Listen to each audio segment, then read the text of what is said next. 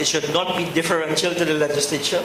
It must have the full ability to reduce legislation, to declare it null and void without the encumbrance of the principle of constitutionality. I don't want to talk too much because I want to share the time. That's fine. I'm going to move on to others soon, but I'd just like to end, just because this is with the TNT chapter of this talk particularly, before I open it all up a bit more globally.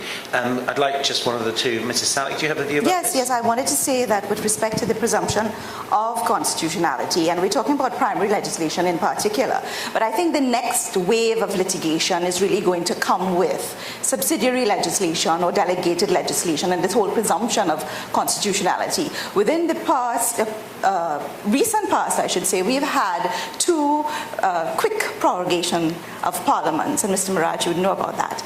And in that period, especially with subsidiary legislation, we have a procedure, constitutional procedure to follow. And I dare say that I'm not quite sure that that procedure was always followed. So with respect to Section 53 of the Constitution, Parliament may make laws for the peace, order, and good governance.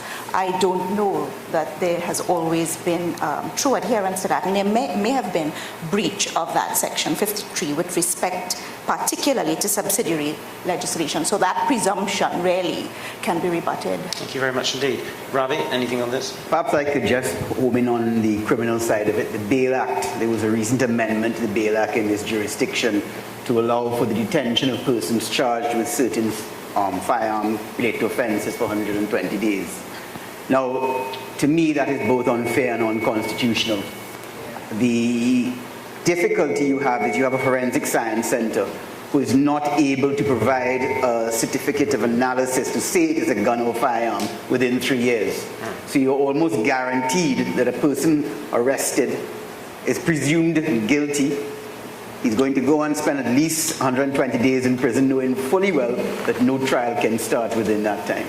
Manifestly unfair. Thank you.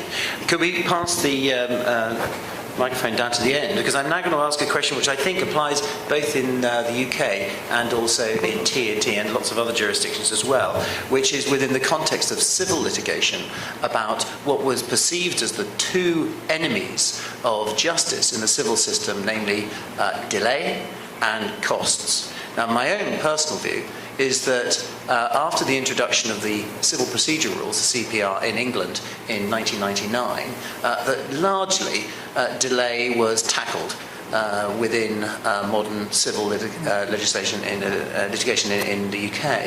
I think the experience here might be slightly different, but I want to go to Tom Poole. Tom, what's happened recently? Are there any instances of us pushing the boundaries too much in our attempt to deal with either delay